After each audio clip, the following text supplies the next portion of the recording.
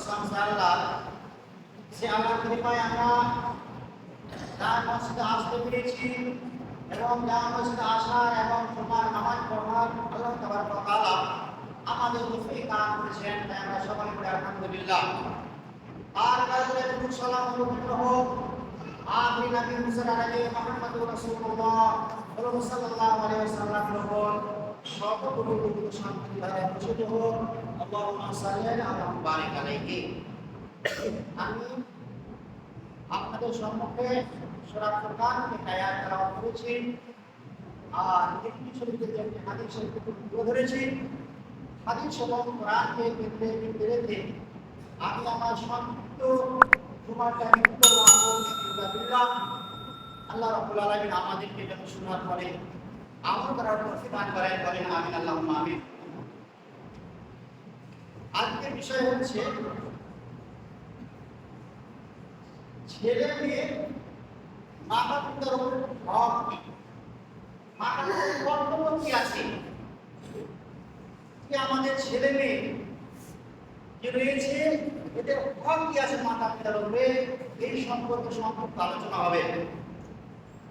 এই সম্পর্কে আল্লাহ রাব্বুল আলামিন কোরআন মাজিদ কি বলছেন এবং হাদিসে কি বলতে চাইছেন।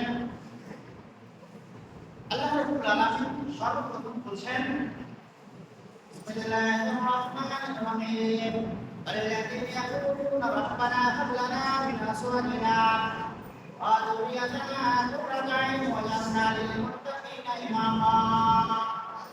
আল্লাহ রাব্বুল আলামিন সর্বপ্রথম বলছেন যে বর্তমানে আল্লাহ তারাই যে তারা আল্লাহর কাছে দোয়া করবে যে আল্লাহ আমাকে আল্লাহ তুমি পরিষ্কার বানাও এবং আমার দৃষ্টি আমার ছেলে মেয়েকে আল্লাহ তুমি এমন পরিষ্কার বানাও যে যেন আমার চোখ খুব ঠান্ডা হয়ে যায় এবং তারা যেন মুত্তাকিন ইমামা, মুত্তাকিদের তিনি ইমাম হতে পারে, মানে তারা যেন সম্মানজনক হয় এবং তাদের চলাফেরা ব্যবহারে আল্লাহ তুমি আমার চোখ ঠান্ডা হয়ে যায়।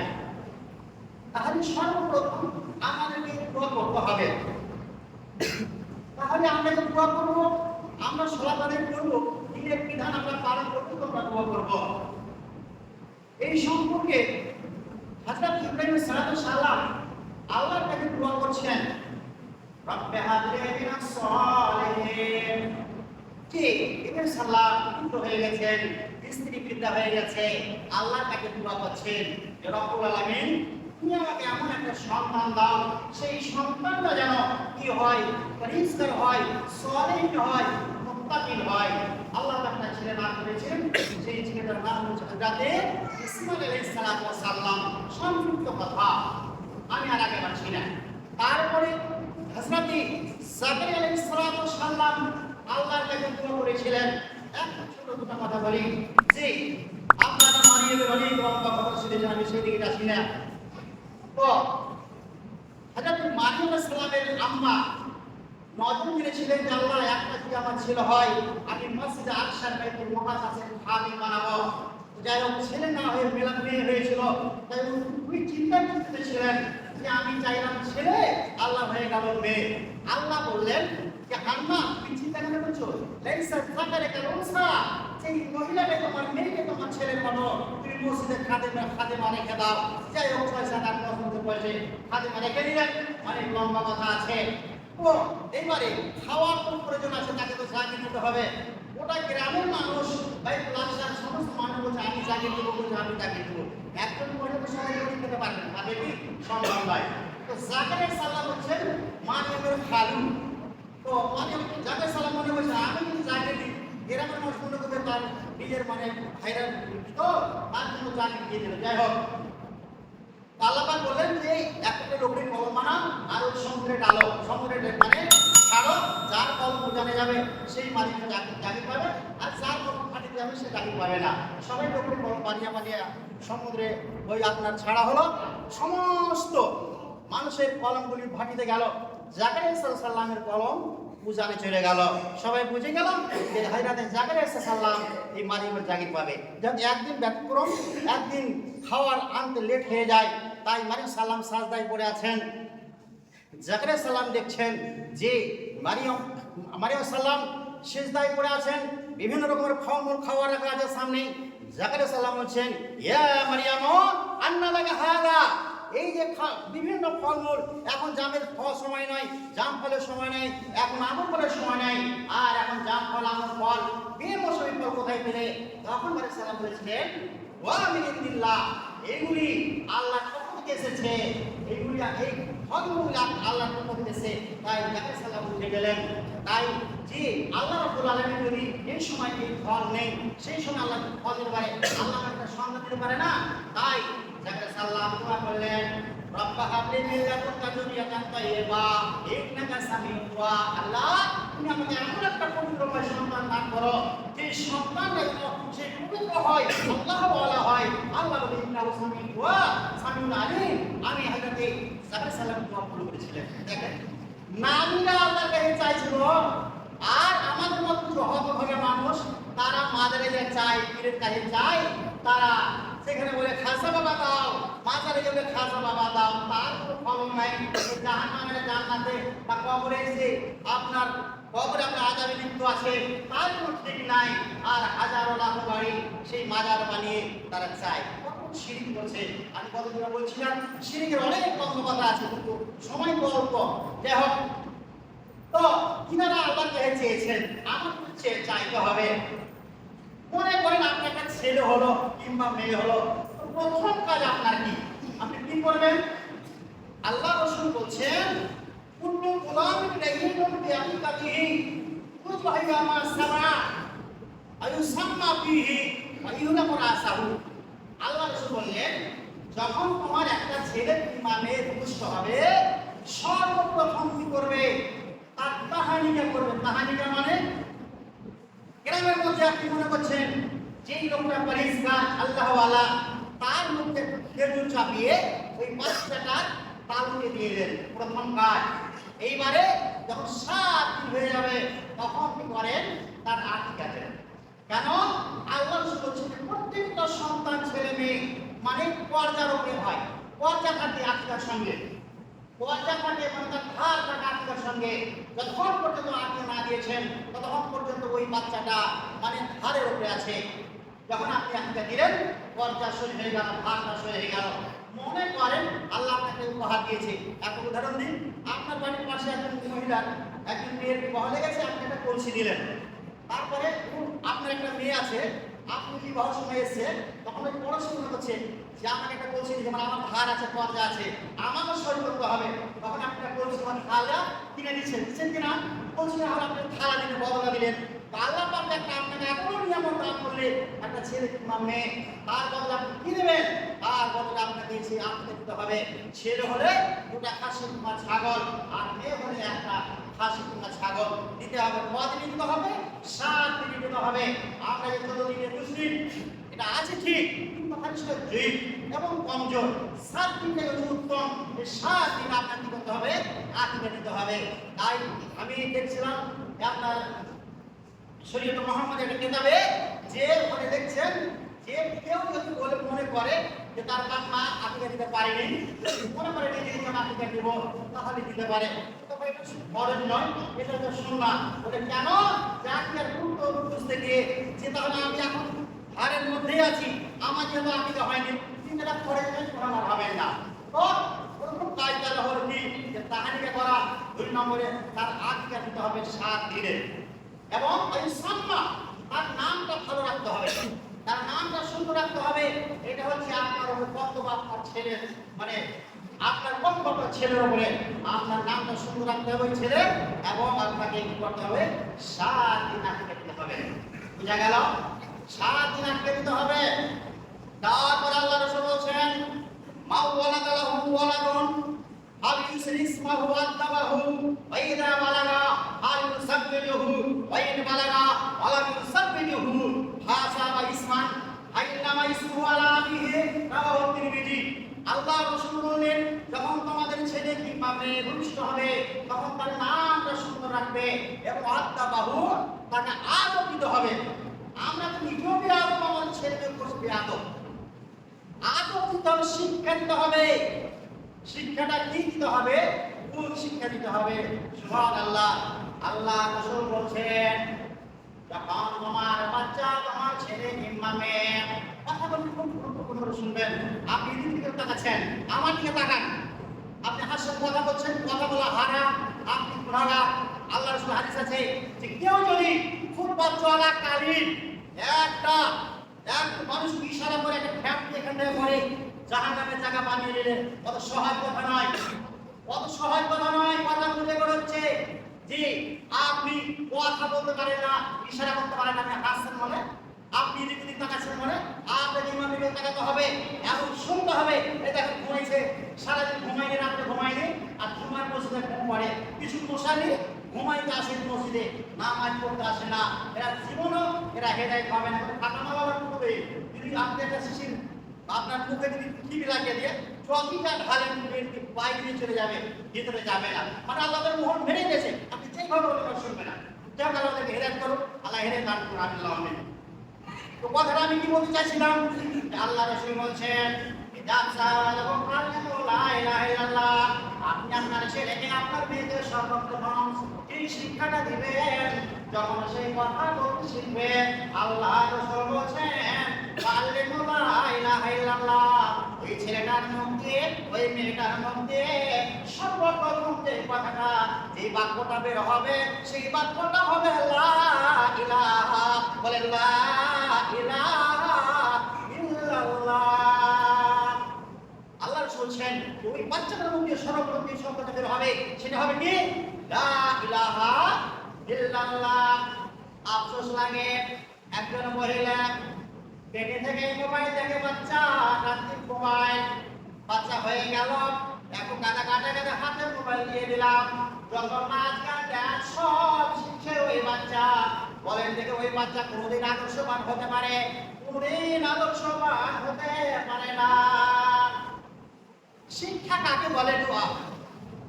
আল্লাহ রাসূল বলেন তোমার ছেলেকে তোমার মেয়েকে সদা সর্বদা এই বাক্য শেখাবে এবং বলবে আল্লাহ আছে, বাপুরে গালি দিতে হয় না, মিথ্যা কথা বলতে হয় না, উলঙ্গ থাকতে হয় না।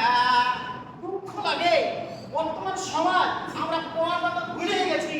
পর্দা কাকে বলা হয়? 10 বছর বয়সে যেটা আপনার মেয়ে হাত পা টিকেরা পড়তে পারে, আপনার মেয়ে অনুমতিভাবে পড়তে চলতে পারে, বলবেন মুফতি সাহেব এত বড় কথা? অবশ্যই আপনি আপনার ছেলে আপনার মেয়েকে দ্বীনি শিক্ষায় শিক্ষিত করুন এবং তাহলেই আপনার সমাজ আদর্শবান হবে। নজির কোনোদিন আদর্শ হতে পারে না। আমি বলবো আশরাফুল যতই ভাষণ দেখতে আপনি সমাজ পরিবর্তন হবে না যতক্ষণ পর্যন্ত আপনি নিজের দিনকে না বুঝবেন, দিনকে না শিখবেন, যতক্ষণ পর্যন্ত আপনি আপনার ছেলে আপনার মেয়েকে দিনের মধ্যে না, আপনি দিনের শিক্ষা না দিয়েছেন, দিনের তারবিয়ত না দিয়েছেন, কোরআনের শিক্ষা না দিয়েছেন, হাদিসের শিক্ষা না দিয়েছেন, ততক্ষণ পর্যন্ত ওই ছেলে ওই মেয়ে আদর্শবান হতে পারেন। আমরা তো নিজেও অপরিণত লোক, আমরা দিন বুঝি না। আমার ছেলেদেরকে কি দিন বুঝাবো? একটা ছেলে 5টা প্রাইভেট, 1 ঘন্টা মসজিদের সময় নেই। একটা মেয়ে 6টা প্রাইভেট, তার মসজিদের সময় নেই।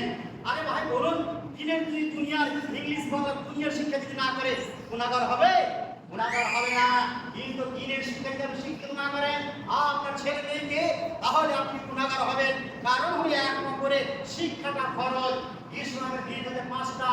আপনাদেরকে আমি বুঝাইতে পারি না, মনে আমার কথা আপনারা বুঝতে পারছেন না, বলে তাড়াহুড়া হয়ে যে কথা।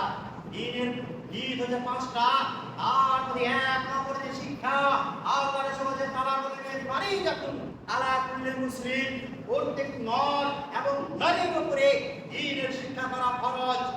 তাহলে দিন শিখাতে হবে এবং আপনাকে দিন শিখতে হবে। আমি যদি পাঠ্যটি বস্তু বলে হুড়ুড়ু করে বড় সব মাদানি সব এদের মুখস্থ আছে, প্রয়োজন নেই জানার। মুরগির মতন আসলাম আর ঠকঠাকের সাথে চলে গেলাম।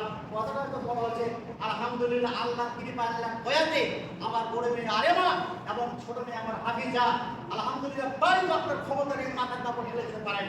বাড়ি বলছে মাথার কাপড়টা ফেল, বলছে হবে না, এত তারপর দিয়ে আসছে কাপড় ফেলে না। তাহলে একজন মহিলার 10 বছর বয়স হয়ে গেলে তার 3 সব খরচ হয়ে গেছে, আপনি গার্জেন কি করে আপনার মেয়ে সেই নাচ করতে পারে স্কুলে? আপনার মেয়ের বয়স 12 বছর, 13 বছর, 14 বছর, কি করে নাচ করতে পারে, কি করে ডান্স করতে পারে? যত মানুষ খুব কাজ ভালো শুনেন, যত মানুষ শেখের নজরে তাকাবে ওই মহিলার দিকে, কতবার জেনার গুনাহ হবে, কতবার জেনার গুনাহ হবে, কতবার জেনার গুনাহ হবে।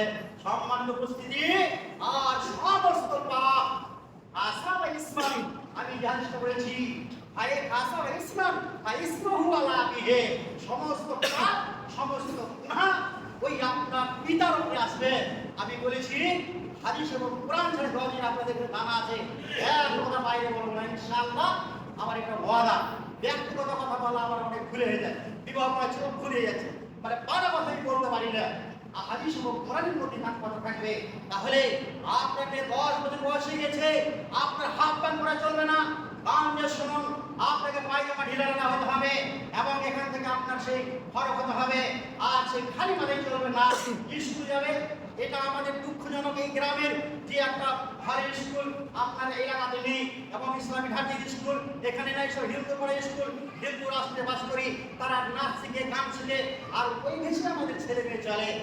নাউজুবিল্লাহ। আমি দুইজন মুসলমান মহিলাকে দেখলাম শুধু আপনার চুড়িদার আর পায়জামা, ওড়নাটা গলায় লোক কাছে, নাউজুবিল্লাহ, বুঝা যায় না যে এই মুসলমানের মেয়ে না এই হিন্দুর মেয়ে। নাউজুবিল্লাহ। পর্দা কি জিনিস আমরা বুঝতে পারি না। তাহলে আমার মেয়ে আছে, 10 বছর বয়স পার হয়ে গেছে, তাহলে আমার উপরে ফরজ, আমার মেয়েকে কি করতে হবে? পর্দা করাতে হবে। হাফ প্যান্ট পরা চলবে না, মাথার উলঙ্গ হয়ে গেলে তুমি ঘুরবে চলবে না। এটা আপনি গার্জেন। তাই যদি আপনি গার্জেন দুর্বল হন, আল্লাহ নবী বলেছেন মানিস নাতা মিনকুম, তোমার যদি সংসার মেইনটেইন করার ক্ষমতা না থাকে, তুমি স্ত্রী কন্ট্রোল না করতে পারো, তোমার ছেলে মেয়েকে তুমি কন্ট্রোল না করতে পারো, রাসূল বলছেন তুমি বিবাহ করিও না। তুমি হলে কাপুরুষ, তুমি হলে কাপুরুষ, তোমাকে বিবাহ করা লাগবে না। as-sawli হাইদাহু রুজা, আল্লাহ রাসূল বলছেন তুমি রোজা রাখো, রোজা রেখে রেখে রেখে তোমার জৈবটাকে ক্ষয় করে দাও, তবুও শিকার তুমি বিবাহ করিও না। আপনি বিবাহ করেছেন, আপনার স্ত্রী মস্তিষ্কে কাপড় নেই, চুড়িদার আর পায়জামা, টাইট পায়জামা পরে মালদায় ঘুরবে, আর আপনি কাপুরুষ মতো কাজে চলে গেলে, এইরকম জীবনযাপন করা থেকে আল্লাহ নবী বলছেন তোমার মধ্যে পুরুষত্ব না থাকে তাহলে তুমি বিবাহ করিও না। as-sawli হাইদাহু রুজা, তুমি একদিন পর পর রোজা রাখো, তোমার জৈবটা কন্ট্রোল হয়ে যাবে, তুমি বিবাহ করিও না। আর তুমি প্রকৃতি পুরুষ হও, তাহলে তোমার ছেলেকে তোমার মেয়েকে তোমাকে কন্ট্রোল করতে হবে, আপনার স্ত্রীকে কন্ট্রোল করতে হবে, অতএব প্রচন্ড প্রহার করতে হবে, মারতে হবে। আমরা কি দিনের ব্যাপারে আমরা সব খ্যাপা, দুনিয়ার ব্যাপারে বড় চালাক। তাহলে রাসূল কি বলছেন? ফিরে আসি। তারপর আল্লাহ শুরু বলছেন ওয়ালাদাকুম ফিস-সালাত ওয়া হুম সাবআ সিনিনা। আল্লাহ রাসূল বলেন তখন তোমাদের ছেলে কিংবা মেয়ে যখন 7 বছর বয়স হয়ে যাবে, তখন ছেলেটার হাত ধরে দাও আর হাত ধরে নিয়ে এসো, বলে বাপুরের সালাত আদায় করতে হয়, সালাত আদায় করতে হবে, নামাজ পড়তে হবে। ওই ছেলেকে আপনি হাত ধরে মসজিদে নিয়ে আসবেন, তার মা হবে সেই পরেশকারী আল্লাহ ওয়ালি, তাকে বাড়িতে নামাজ পড়াবে এবং বলবে, শিক্ষা দেবে যে ও মা তোমার মাথায় কাপড় দিতে হয়, পর্দা করতে হয়, পর্দা হলো ফরজ, পর্দা করতে হবে। আপনার ছেলেকে আপনি 7 বছর বয়স হয়ে গেছে, আপনি সঙ্গে সঙ্গে মসজিদে নিয়ে আসবেন সালাত আদায় করার জন্য। কতদিন পর্যন্ত সঙ্গে সঙ্গে নিয়ে আসবেন? আল্লাহ রাসূল বলছেন যখন 7 বছর বয়স হয়েছে, 3 বছর পর্যন্ত তাকে মসজিদে সঙ্গে সঙ্গে নিয়ে এসো, সাথে সাথে নিয়ে এসো। 3 বছর কি করো? নামাজের ট্রেনিং করাও। একটা মাস্টারি করে, তার জন্য ট্রেনিং আছে। একজন আপনার আর্মি তারা যে চাকরি করে তাদের ডিউটি আছে, এমন ডিউটি করা। আমার একটা চাষতো ভাই ডিউটি করতে গেছে, বলছে ভাই অনেক মানুষ অনেক মানে আর্মি যারা ঢুকেছিল বলে এত পড়া আমাদের ডিউটি, মানে আমাদের ট্রেনিং ছেড়ে পালিয়ে আসছে, এত কষ্ট পায়, 20 কিলোমিটার স্পিডেই থাকে। যে যারা বিএসএফ চাকরি করে এদেরও ট্রেনিং আছে, আছে কি না? মাস্টারের ট্রেনিং আছে, সবারই ট্রেনিং আছে। তাহলে এই সলাতের ট্রেনিং আছে। আল্লাহ রাসূল বলছেন 3 বছর বয়স পর্যন্ত তাকে সঙ্গে সঙ্গে নিয়ে এসো এবং তাকে নামাজে কি করো? সলাতের ট্রেনিং দেওয়া। যখন 10 বছর বয়স হয়ে যাবে, আল্লাহ রাসূল বলছেন, কি বলছেন? ওয়াজরিবুহুম আলাইহা ওয়া হুম আবনাউ সিনিনা। আল্লাহ রাসূল বলছেন যে 10 বছর বয়স হয়েছে আপনার ছেলে, আপনার মেয়ের সালাত যদি আদায় না করে, তাহলে আল্লাহ রাসূল বলছেন ওয়াজরিবুহুম, তাকে প্রহার করো, তাকে মারো। কত কড়া শাসন! আপনার ছেলে নামাজ পড়বে না, আপনার মেয়ে নামাজ পড়বে না, আপনি হলেন বাড়ির কর্তা, আপনি লিডার মালিক, আপনাকে প্রহার করতে হবে, মারতে হবে। কেন তুমি সালাত আদায় করবে না? আচ্ছা বলুন, একটা ছেলেকে যদি আপনি 3 বছর যাবত মসজিদে আসেন, ছেলেটা খারাপ হবে? ছেলেটা খারাপ পথে যাবে? কখনো যাবে না। তাকে ভালো দিনের কথা বলবেন, গালিগ্লাজ করতে হয় না, আল্লাহ রাসূলের পরিচয় করাবেন। ওই ছেলে খারাপ হতে পারে না। সতের মধ্যে এক দুটা ব্যতিক্রম হতে পারে, কিন্তু ওই ছেলে আর কোনো সালাত ছাড়তে পারে না। এবং তাকে উপযুক্ত আপনাকে দ্বীনের শিক্ষায় শিক্ষিত করতে হবে। তাহলেই আমাদের পরিবেশ, পরিবেশকে আমরা গড়ে তুলতে পারবো এবং উন্নত মানের পরিবেশ হবে। একটা ছেলেকে, একটা মেয়েকে আপনি এমএ প্রপার বিয়ে করিয়েছেন, তার দ্বীনের আলো তার মানে না থাকে, তার যদি অন্তরে যদি কোরআনের শিক্ষা না থাকে, হাদিসের শিক্ষা না থাকে, দ্বীনের জ্ঞান না থাকে, ওই ছেলেটা দাঁড়িয়ে দাঁড়িয়ে পাচ্ছাপ করবে। বাপকে কিভাবে কথা বলতে হয়, মাকে কিভাবে কথা বলতে হয় সেই জানবে না। কারণ যে আদর্শ তো দিনের মধ্যে রয়েছে, ইসলামের মধ্যে। ইসলাম মানে জীবন ব্যবস্থা, কিভাবে মাতা পিতার সাথে কথা বলবে, কিভাবে ভাইয়ের সাথে কথা বলবে। আজকে আমাদের পরিবেশ তো ইয়ার বলবো, আর ছোট্ট শুধু নয়, সারা দুনিয়ারই কথা বলছি, সেরকম পরিবেশ হয়ে গেছে যে ছোট ছেলেরা বড় মানুষের কিভাবে কথা বলবে এবং বড় মানুষ ছেলেরা কিভাবে কথা বলবে। আমাদের পুরো এগুলো উঠে গেছে, মানে ছোট বড় কোনো পার্থক্য নাই। এই সম্পর্কে আল্লাহ কি জানেন? মাল্লাম ইয়ারহাম সাগীরানা ওয়া লাম ইয়াকির কাবীরানা ফালাইসা মিন্না। আল্লাহ রাসূল বলছেন, যারা ছোট বড়দেরকে সম্মান করে না এবং যারা বড় ছোটদেরকে আদর করে না, স্নেহ করে না, রাসূল বলছেন ফালাইসা মিন্না, আমার উম্মত থেকে তারা আলাদা। আমার উম্মতের মধ্যে তারা গন্ডি নাই। চিন্তা করতে পারছেন? কত সহজ নয়। খালি আমি কষ্ট করে সিজদা দিয়ে দিলাম, মসজিদে খালি আমি আমার মানে নামাজ পড়লাম, বাকি আমার জায়গাতে আমি ঠিক নেই, বাজার সালাত আদায় করি না, এবং তাদেরকে কথা তো আর কি বলবো। তো তাহলে আমাদেরকে উচিত বড়দেরকে আমাদেরকে করতে হবে, সম্মান করতে হবে, একটা কথা বলে শুনতে হবে, ওখানে কোনো করা যাবে না, এবং ছোটদের আমাদের স্নেহ করতে হবে। যাই হোক, সময় হয়ে গেছে। ইনশাআল্লাহ এর পরের সময় আমি বিস্তারিত আলোচনা করব, কারণ আমি যে আলোচনাটা করছি অল্প অল্প আলোচনা হয়, সময় শেষ হয়ে যায়। ইনশাআল্লাহ এর পরের সময় আমি এখান থেকে শেষ করছি। এরপরে ইনশাআল্লাহ আমি বিস্তারিত আলোচনা করবো, যতটুকু সময় পাবো ইনশাআল্লাহ। তো শেষে করে তো দেখেন, আমাদের ছেলে মেয়েকে পর্দা কথা শেখান এবং পর্দা করান। আপনার মহিলা যাবেন, আলহামদুলিল্লাহ আমাদের এলাকাতে বেশিরভাগ মহিলা বরখা হয়ে গেছে।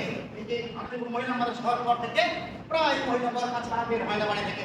আপনার চেষ্টা করেন আপনার ছেলেকে বরখা করার এবং বরখা কিনেন এবং বরখা আপনার বিধান করান। কারণ যে তাদের অঙ্গ প্রত্যঙ্গ সবই তো হলো সোনা, অকের বকর পুরুষ দেখবে এটা হারাম এবং সে ছেলেদের ব্যবহার লাগাবে, জেনার গুনাহ হবে। তাহলে আপনার ছেলে মেয়েকে কেন তাহাব্বাত করাবেন? কারণ 10 বছর বয়স হয়ে গেছে, আপনার মেয়ের সব খরচ জেগেছে, শরীয়ত সব খরচ জেগেছে।